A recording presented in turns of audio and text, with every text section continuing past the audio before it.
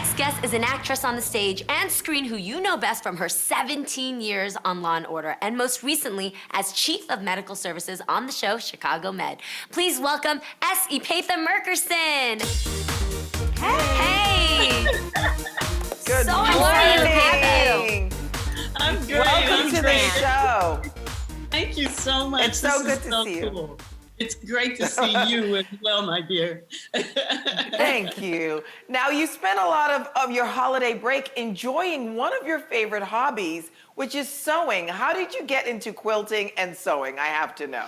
Well, so cool. Sewing was when I was in college, and it was a way to, make gifts without spending a lot of money. And then when I moved to New York, still being very broke, right?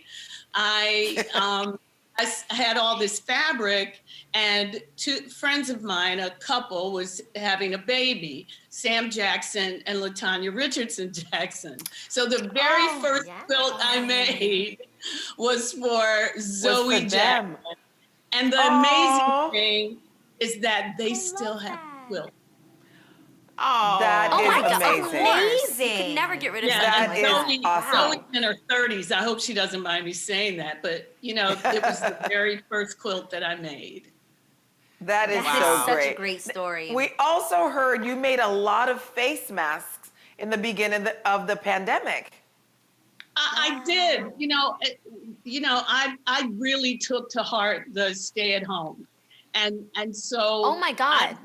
I have all this fabric from quilting, so I thought, what a great way to send gifts to friends and family, so that we could stay away from the PPR, so that it could be used properly by first responders, and so I ended up making over 450 masks, and I still make them. Wow. Come on! Wow. That is incredible. That and is they all have an incredible. individual feel to them. Yeah, well, fantastic. and I had some great fabric. I have some fabric from the Straight store that's like New York based, and so it was fun. It was a lot of fun. Super and cool. I felt That was great. I felt like I was doing something. Giving something.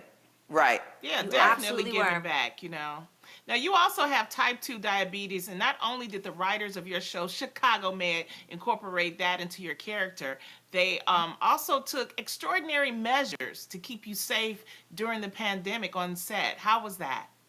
Well, I shot from here. I shot from home. I'm over 65. I am type 2. I have high blood pressure. And so we had a conversation about how comfortable I would be on set. And I wasn't. I didn't think I was ready right away. And so they generously allowed me to shoot from here.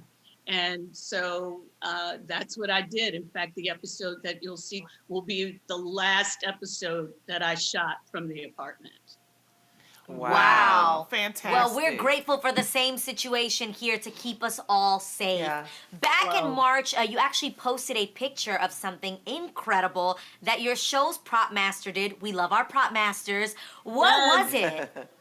He gathered all of the PPE, everything that would be needed for emergency COVID work, and sent them to the hospitals here in Chicago. Wow. And I just remembered being so moved, even talking about it now, how we can be of service. And Chris is a great guy, and for them to gather. I mean, we're a medical show. We're on hiatus. We're not using the material, so why hold on to it? And I just thought that was the coolest thing. Yeah, that is cool. so cool. Well, let's take a look at a clip of you in tonight's episode of Chicago Med. I just got off with the board. They're concerned about your projections for next month. I understand, but with Norris shutting its ED, we had to ramp up for the influx of patients. And I'm sure you're doing everything you can, but with the losses we sustained from treating COVID, they're watching every penny. I get it. I can try to reassess some protocols, maybe find a few more beds. Maybe you should look at how you're allocating your staff.